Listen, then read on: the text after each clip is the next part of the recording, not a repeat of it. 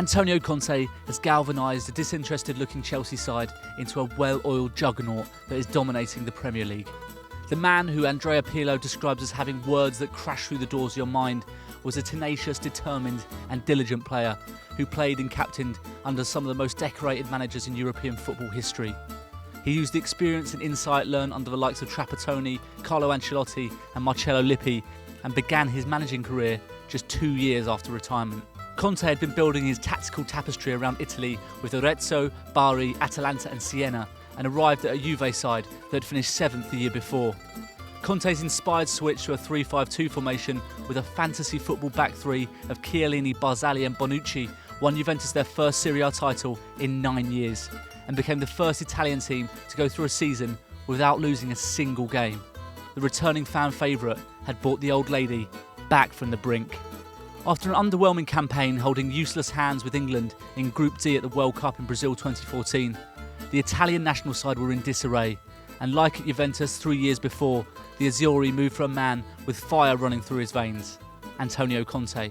Conte reshuffled Italy into his preferred 3-5-2 and 3-4-3 formations and took what was considered the worst Italian side in years to the quarter-finals at Euro 2016, eventually losing out to Germany on penalties, featuring Simone Zaza's stuttering attempt at breaking the internet. Conte itched for a move back to club football, and Abramovich snapped up the man who moved like a viper, seeing him as the only candidate who could take the shadow of the special one and put it into a dark cupboard under the stairs somewhere in Manchester. Conte had a slow start to life in West London, employing Chelsea's usual 4-3-3 formation for the first 10 games of the season. Conte had attempted to anglicise his own tactics, but with Chelsea lying in 8th position following a 3-0 demolition by Arsenal at the end of September, Conte promised a solution. Kante looked weary, Costa agitated and Hazard broken. Conte had lots to fix. Conte's solution was to revolutionise English football. That might sound a little crazy, but let's have a look what he's done.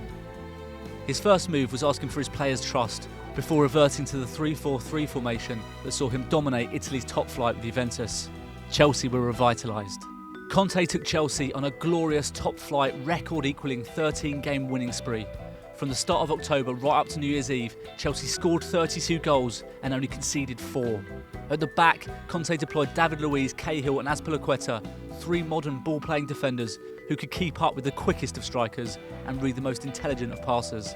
The 3 centre-backs are provided with support from arguably the least technically gifted but most significant players in the Chelsea squad, Victor Moses and Alonso. Moses hadn't started a Premier League game for Chelsea since May 2013, and Alonso was plying his trade at Bolton only a few years ago. These two are essentially space stretchers who are never allowed to stray further inland than a few yards from the touchline. They stretch the opposition like dough, leaving lovely pockets of space for players like Hazard, Pedro, Willian and Fabregas to infiltrate and create. If the opposition go out wide to mark the wing-backs, there is that luscious space on the inside.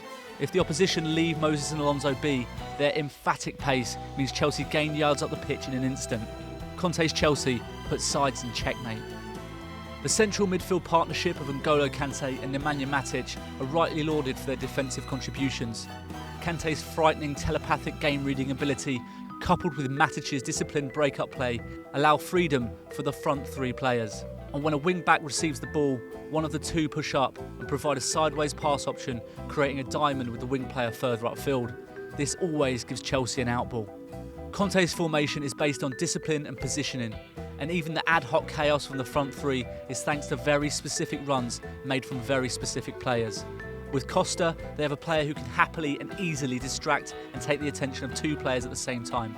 His pinball aggression distracts the opposition's 2 centre-halves, which leaves Pedro and Hazard with the kind of one-on-one situations they can win with their eyes closed and their arms tied behind their backs.